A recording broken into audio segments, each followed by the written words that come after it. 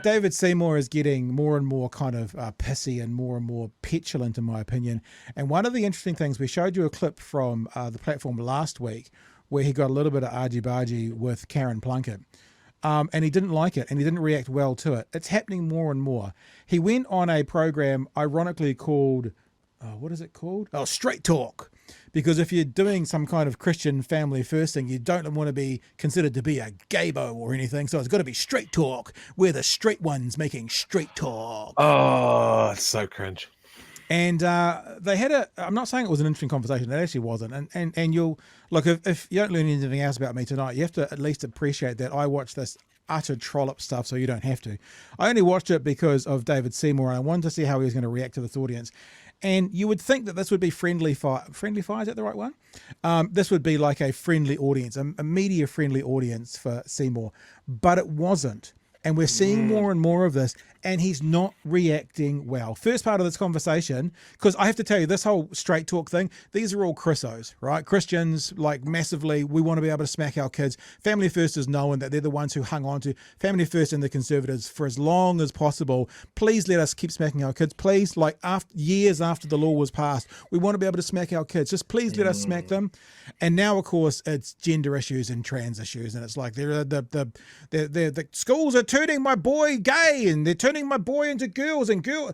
This is their new bag, right? And I have to tell you, on some level, they're a lobby group that's, I think, I could be corrected here, but lost their charitable status because they are deemed to be political. They're political.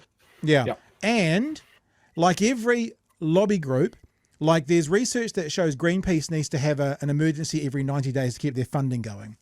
It's ironic how much Family First, I don't know whether they do it on purpose or not, but adheres to that.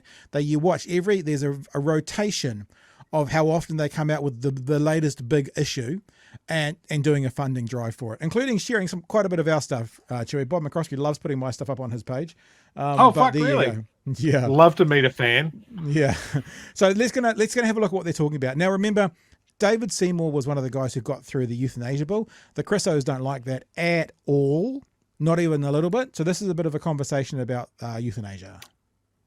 David, you've talked about wanting to expand the criteria for euthanasia, which you mentioned there. How far do you want to expand the criteria? I mean, overseas it can include children, disabilities. Canada is moving towards mental illness, qualifying from next. So let me just say as well, this stuff, that the imaging that you're seeing is being put up in post, right? Meaning Seymour didn't see these. So McCoskey is using information, and then he's proving to his audience that there's articles that say this, because Seymour's going to disagree with him. But that's all put up in post, so Seymour doesn't see this before he answers. For euthanasia, which you mentioned there, how far do you want to expand the criteria? I mean, overseas it can include children, disabilities. On Canada the is rise, moving anorexic towards wants to die. Mental illness, qualifying from next year, people sick of living. How far does that expansion go? Well, I'm not going to get into an argument about your mischaracterization of overseas law, but what I will say is that what mischaracterization was there? I mean, that is the case, isn't it? The idea that you can have assisted dying because you're tired of living, I mean, that's not legal in any country. But in any event, I believe that the assisted dying bill that I introduced to Parliament in 2015 was the correct one. It allowed a person with a grievous and just be aware, the reason I'm showing you this is actually to show you the behaviour of Seymour more so than the conversation between the two of them. So there's going to be a little bit of toing and froing, but I'm showing it to you to show his pissy nature and his petulance that's coming out at the moment. Their life was not terminal within 6 months, and those people should have the right to choose, just as with someone who has a 6-month prognosis. I'm talking about people with Huntington's. I'm talking about people with mostly quite rare disorders that will end their life, but perhaps not until they have many more years of suffering they would prefer to avoid. So I would like the bill to be returned to its original form, not the version that was eventually passed, which involved compromises largely to get the Green Party on side. So would you just list certain disabilities, not all disabilities or all conditions? Well, with respect, Bob, a disability does not qualify you to access assisted dying. That is totally untrue. Well, if you don't take treatment, you could be terminal. Some disabled, that's why disabled people are scared of the bill, aren't they? Well, again, because their condition is terminal. That's untrue. Once again, you have to be in an advanced state of irreversible decline in physical capability. Now, a person who has a disability, they may have declined at some point in the past, but they are not in a state of decline because they live with a disability. So again, this is what we've talked about before as well, that if you step away from the cult by 5 degrees, they turn on you. These are people who would normally vote in an ACT world, maybe not for ACT, but in that sphere. I'm really disappointed. We haven't been quiet, that's for sure. Well, no one's heard you. He is moving away from the cult that he needs the votes from, and they're turning on him. When there are legitimate arguments, if you disagree with it on a spiritual basis, you should say that, but you shouldn't try and say things that are untrue. That is, for one thing, unchristian. Well, I think most people disagree because of the vulnerability of people who are sick and towards the perhaps the end stage of their life or having difficulty. But are you saying to me that you would never consider mental illness as a qualifier? I'm sorry, that the legislation explicitly excludes people with a mental condition. It says that you must be in an advanced state of decline in physical capability. Bob, I'm happy to have a debate based on it currently facts of what it excludes says. terminal. People who aren't terminal, doesn't it? You're saying you want to bring back in terminal. Well, I mean, I believe that it should say what it said initially, and that is that you should be in an advanced state of irreversible decline in physical capability, that it should not include a purely mental condition. That's what I've explained in my opening answer. And now you're, trying to no, that's fine, mislead David. people That's a yes. about not only the contents of the bill, but also my position on it. So there's the first one, right? I've got a few of these to play for you, and you can see he's already getting a little bit pissy about it. The second one was fascinating, though, just a straight bold-faced lie. Bob McCoskey challenges him about how National helped him to get an election seat. I mean, is that even challengeable in this day and age? How National helped him in Epsom, right? But David Seymour seems to have a bit of a revisionist history on this and claims that National didn't help him in any way, shape, form whatsoever. There's no such thing as a national seat. Epsom's not an ACT seat. It belongs to the voters. It's their choice. It was gifted by National to you, though, wasn't it? Well, that's also untrue. I can't believe how one person can get so much wrong. Actually, so National has done no favours for you in Epsom? No, Act 1 at fair and square. So no, again, has National's done no favours? No, they haven't. Okay. Frankly, I find it that you can lie and then laugh at destroying truth. I actually don't know what the point of continuing the interview is. Well, let's continue. Let's find a better question. Although, could we just ask, why are you targeting Tamaki? Is it because of the anti-abortion? I mean, would you actually like to continue this interview on the basis of good faith and truth? Because otherwise, you've put out so much misinformation about how the End of Life Choice Act works, how it works in how similar acts work in other countries, about the history of seats. This.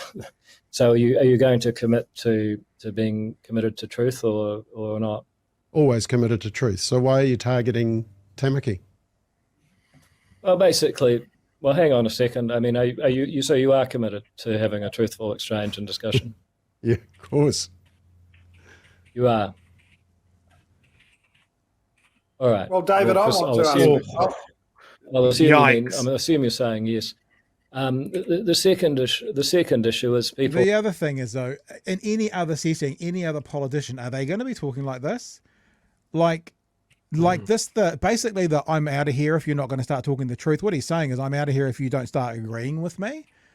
And this is the thing I'm just still talking about. Something's happened. I used to have a brother-in-law who was from part of England that dropped their H's. They used to fly out of Heathrow. And he used to say about how the person's got the ump. He's got the ump. He's got the hump. He's got the ump. And that's what Seymour's got. He's got this thing about him at the moment that he's been pretty pissy. The next conversation is they get into a conversation around, and all these following clips are only like a minute or so long, so don't panic. They get into a conversation about praying the gay away and conversion therapy. And of course, David Seymour supported making that illegal, whereas this community want to be able to pray the gay away And so again, there's conflict, and David Seymour doesn't like it.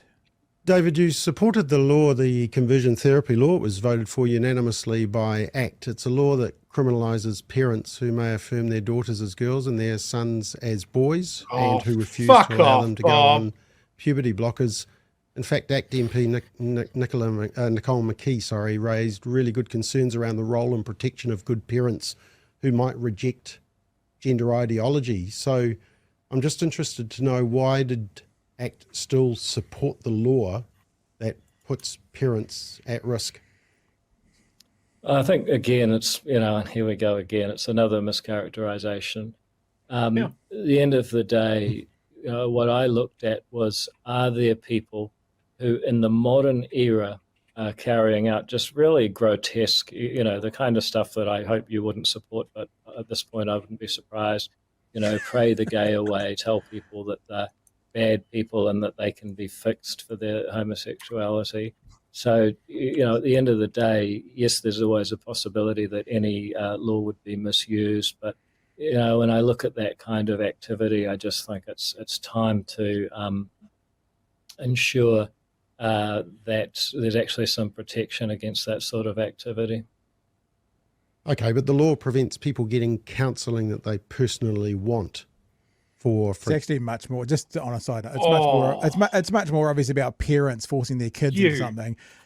If a 30-year-old adult wants to get counselling, that no one's stopping them getting any counselling they want. It's stopping, right-wing fundamentalist Christian parents putting their 12-year-old gay son into a camp. That's what it's stopping. I know you're getting frustrated, but do you want me to keep going with this? Remember, this is mostly about Seymour's uncomfortability. Do you want me to keep going, or have you had enough? I just want to say, no, we will keep going. I just want to say one thing. There is one consistent thread about these people, what they stand against and what they've campaigned for and that sort of thing.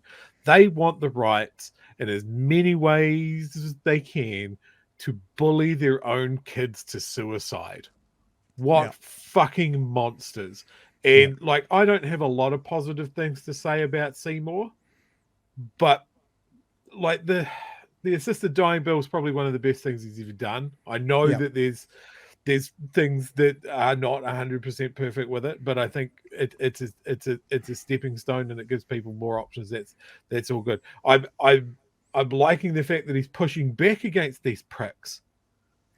He needs to do it more and more pricks. And everybody agrees with you. I agree. Bob is the problem here, says Vicky. So we've got these, and we are in agreement on that, which is why I'm saying we're not watching this to highlight Seymour struggling against Bob. I'm showing you these clips to highlight what's happening in Seymour's life at the moment. He has, for a year, been pitching a message that was attracting these kinds of people. Oh, yeah, absolutely. This is the important thing to remember. He has been courting these kinds of people, whether it's the anti-vaxxer, anti-mandate, far-right Christian. He's been actively courting them by being so anti-Jacinda. And now, and we've said this a couple of times in the last week, they're calling their chips in, and he is not liking it. Seymour is saying the right things here, but he is also now having to face off against a monster that on some level he has created, because these are the people who are sitting on the far right. And in New Zealand's far right, it might not be the same as America's far right, but in New Zealand's far right, these are the voters and he is the party. And now when he has to actually talk to them and actually speak to them, he's not enjoying it, because they're kind of going, well, if you're our man, why do you do this? Why do you do this? Why do you do this? Just so we're clear, this is the reason I'm showing it to you. The reason I'm showing it to you is to show how the literal definition of hoisted by one's own petard is what David Seymour is going through in the moment, and bringing it all back to why I think you're seeing it in the polls. I think that he's courted these people for 12 months and they're finally catching on, hey, this is not our guy. That's why we're looking at this. This is the lowest energy I've ever seen, David. Yep. And you can hear the disdain in his voice. And I don't see him linking it together, though. Oh, shit. These are the demons that I have attracted. and now I have to interact with them, and they disgust me. Yep, let's get to the end of this. There's a couple more to play, and I'm going to play you one more as well from him talking to Mr. Plunkett yesterday, just so you can see it's happening everywhere. For example, unwanted gender ideology, gender dysphoria. That seems to go against a libertarian principle, doesn't it? Yeah, I'm not sure that it does, to be honest. I think, again, I can see where you're going, but the law doesn't prevent somebody from getting counselling that they want. It prevents the kind of wacky stuff which, unfortunately, people are still subject to. And I started out very sceptical about this law, and then I looked at some of the recent cases, like within the last few years, of the kind of outfits that have taken kids and tried to tell them that being gay is a disease and that with the right treatment they can be made natural again. I mean, I'm surprised you're not more concerned about that than some sort of hypothetical abuse of the law for which there's no evidence. So how many complaints have actually been made since the law was passed? Well, if I look at the cases that were the justification for the law, I suspect that there will have been a few, but in any event, just because a law hasn't attracted complaints doesn't mean you shouldn't have it. Yeah, well, there's been none. Arte, have you got a question? So one more question on one more little short clip on the pray the gay away bit. This is the summation of this conversation. As wacky as some of the pray the gay away retreats and camps where people have been, just predated on by absolute crazies that somehow that he's been trying to attract likes of Family First to vote for him. This is the point. Should be. The second issue. That's misinformation there, David. Don't accuse others of it. So are you saying that you are concerned about some of these wacky pray the gay away camps that have occurred against all coercive, abusive counselling? None of that should happen. But what this bill does, it locks people into transgenderism. So you are concerned about these pray the gay away camps? Abusive, coercive counselling. Everybody acknowledged that. You are concerned about that? It's almost like Seymour's having an awakening, kind of going, shit, these are the people that I'm voting for, or that are going to vote for me. It's like he's actually had an awakening in the middle of the conversation. And just finally, I showed you this last night. This is the last 15 seconds of the conversation. This is how it ended up. So I'm going to have to love you. David, really appreciate your time and all the best for the campaign. Thank you, David. I'm just sorry that Go fuck so yourself. much of what you said wasn't true. It made for a much less pleasant discussion. Seemed to go both ways, David. All the best for the campaign. Thanks for your time. Appreciate it. It really did. Cheers. See you later. Bye. So, as we've been saying, now one last thing for you, just to show it's going everywhere. This is today on the platform where he gets into a fight with Karen, and in fairness to Karen, he asked a perfectly fair question about what's happening in the polls. Remember, the reason I'm showing you these is to show you David Seymour's state of mind at the moment, not to support necessarily the words coming from the other side. It's about listen to David Seymour. The sad fact is, if we look at ACT's recent polling results, it would appear that focus or change in focus from areas of policy, which ACT has always been strong in and strong advocate of its policy and rationality, that perhaps these comments about Winston Peters have damaged your polling in the run-up to Election Day. And can you tell me what's your basis for that? Well, that you're at 8 points. You're latest poll, you're at 8.4%, right? And the Greens are at 12.4%. You were par with them or ahead of them until this Winston Peters stuff started. Well, no, that's not true at all. That's not correct. Well, where isn't it correct, David? What are you at in the latest poll? Which one? 8.8%, the TV3 last night. TV3, the latest poll. Yeah, so you're going to put everything on one poll? No, I'm not. I'm going to say if you look at the trend over time, your campaign has clearly stalled. Fair. No, I would say the fact we went up in TVNZ's poll just a few days ago. How much did you go up by? How much did you go up by, David? 2 points in one poll. And what's the margin of error in the TVNZ poll? Well, if you're going to play that game, Sean, then we haven't gone down. Okay, so you are saying That's a good answer. You don't think the negative campaign against Winston Peters has had any impact on your poll support? No, I don't think it has at all. And I ask you again, Sean, you're the one that just proselytised that it has. Do you have any evidence that... I asked you whether or not you think it has, David. I didn't... you're telling me no. Thank you for the answer. I don't think it has, but now I want to ask you, what was your theory? Petulant. What made you ask the question? Because I'm a journalist and that's my job, David. The one thing he's a journalist. No. But when Sean Plunkett says that, he should definitely air quote, because I'm a journalist, is what he should do. This has just got 20 seconds to go. But you had no basis. I'm not running. Look, I'm not running for office, David. I'm just asking questions of someone who is. Yeah, I know, Sean, but I think sometimes people want the media held accountable too. Yeah, and I couldn't agree with you more. Totally into that. But you put yourself out as being different from all the others. Yep. And yes, are you? See? David, why are you picking a fight with me, mate? I'm not running against you.